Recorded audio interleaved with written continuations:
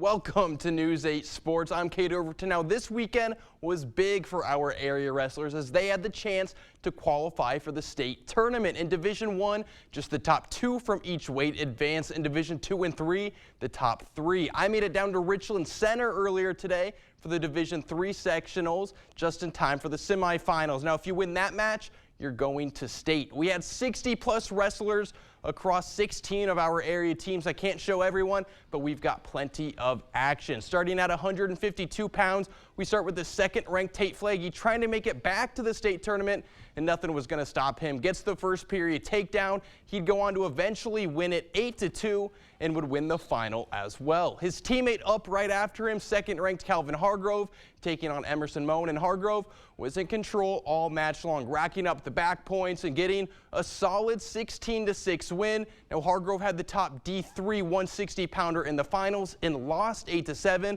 but I'm sure he'll be looking for some revenge next week. Overall, the Blue Golds are sending 8 wrestlers to the Kohl Center next week. And for some of our other area wrestlers, let's take a look at Marshall Self from Ithaca Weston. He had a solid day at 220 pounds, dominating his semifinal match here. He'll be going back to Madison.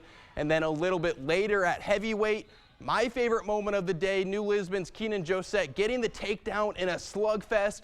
That would be the difference maker. He's going to state. So excited, showing some love to the coaches. That's what it's all about. There were a few more guys who didn't make it that I didn't mention, but in large part, the day was dominated by Aquinas, Fenimore, Mineral Point, and Iowa Grant Highland, 4 of the toughest wrestling schools in the state. Now, our Division II schools were in the Wisconsin Dells. We had a handful of athletes qualify, but the big winners were Prairie du Chien, who is sending 7 wrestlers next week, and GET Melman sending 4. Division I schools were up in Eau Claire. Holman making out of the day with 3 qualifiers.